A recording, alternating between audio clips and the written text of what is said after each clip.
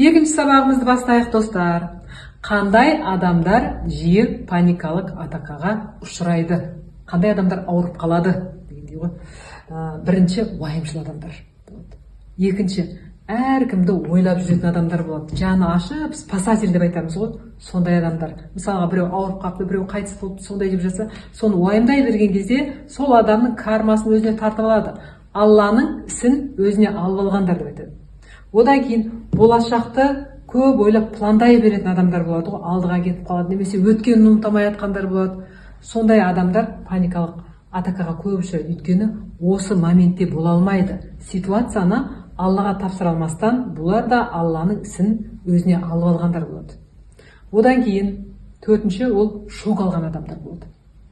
Жақын адам қайтыс болған кезде, соны қабылдай алмай қалса, сондай кезде көп қайғырған адам иммунитет түсіп кетеді. Ұйқы дұрыс болмай қалады. Сондай кезде де панический атака болып жатады. Одан кейін тағы өкіне беретін адамдар панический атака болады. Өзіне көңілі толмай жүрген адамдар болады. Басқалардың бетіне күліп қарап жүреді, хорошая девочка болып жүреді ғой. Сол кісілер өзімен өзі шынайы болмаған кезде өзінің жанын өзі ренжітіп, содан кейін паникалық атака болып жатады. Одан кейін кішкентай кезінде қорқып қалып, үрейленіп қалып, өкпелеп ренжіп жүрген адамдар, сол адамдар да сөйтіп есейген өмірге есейген кезде, жаңағы қорқып қалып жатса, шок алып қалып жатса, шаршап қалып жатса, сондай кезде панический атака болып жатады. Қатты шаршай беретін адамдар болады, физически, уақытымен демалмайды.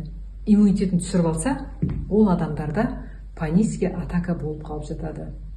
Негізі панический атака болмас үшін адам рухани өссе, ол адам ешқашан да ауырмайды. 90% ауру ол негізі стресстен болады. 90% ауру. Адамдар қазір стресспен көп өмір сүреді. 90% ауру стресстен болып жатса, оның үстіне қазір 70-80% адамдар өмір сүру дағдысына айналып қалған норма. 70-80% адамдар үшін уже стресс қазір норма болып қалған. Өйткені өмір өте жылдам болып жатыр да. Мына пандемиядан кейін көбейіп кетті осы панический атака. Өйткені пандемияның кезінде адамдар қорқа бастады. Ауырып қалам ба, өліп қалам ба деп та. Ол еще олардың осының ішіндегі 30-40% сол панический атака. Оны адамдар өзі сезбейді тағы да. Осындай болу керек екен деп ойлайды. Панический атака болып қалған адамдар өмірді сезінбей қалады. Тамақтың дәмін сезбей қалады. Екі әлемнің ортасында қалып қалғандай, сондай күй кешеді. Сыртынан қарасаңыздар, былай дені сау адам сияқты жүреді, бірақ дені сау адам тамағын ішеді, нормальный болып жүреді, бір ауру адамға ұқсамайды, бірақ сондай бір өзін түсінбей жүреді. Мына әлемде бола алмастан өзінің жанын түсінбей жатқан адам өкпелей береді, иммунитеті түсіп кетеді. Әйтеуір мына күні өтеді да, биоробот сияқты қалады адам. Осы тақырыпқа мен сіздерге бір мысал келтіріп берейін. Менде осыдан 2 жыл бұрын бір шетелдің азаматы келді.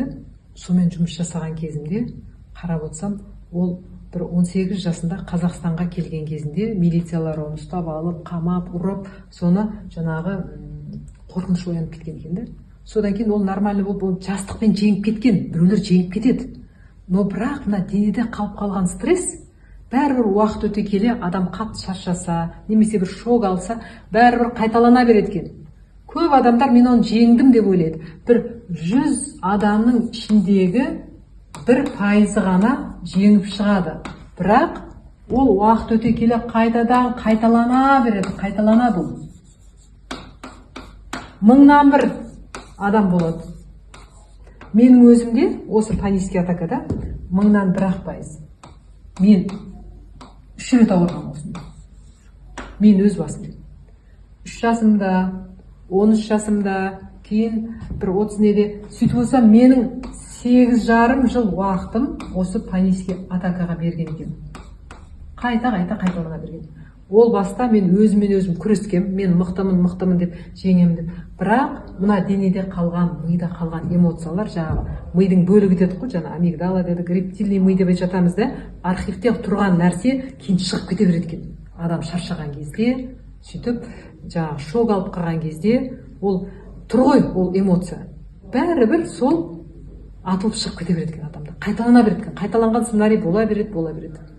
Оның алдын алу үшін адам рухани практикалар жасап, мына денеде де, мида да, жүректе де тыныштық жасаған кезде ол қайталанбайды. Сіз оны осознать етіп түсінсеңіз, терең түсінсеңіз. Мысалға осымен психологтар жылдап жұмыс жасауы мүмкін. Менде қаншама пациенттер болды. Психологтар жылдап жұмыс жасап, бұл состояниеде біраз уақыт жүресіңдер деген. Жоқ, ондай емес. Басты мәселе, мына жүректе, мида, денеде тыныштық жасасаңыз, мына жүректе осознанностьтың каналы, махаббаттың каналы болады. Махаббаттың каналын ашқан кезде панический атакадан 100% жазыласыздар. Бұл қорқатын нәрсе емес. Сіз инфаркт болған жоқсыз, инсульт болған жоқсыз. Бұл физически просто реакция беріп жатыр денеңіз. Бірақ бұл ауру емес. Бұл просто состояние сондай. Бұны реттесе болды. Осымен екінші сабағымыз бітті. Пайдалы болды деп ойлаймын. Қазір тағы да бір практика мен сіздерге жасап қойдым. Соны көріп алыңыздар, одан кейін үшінші сабақ болады.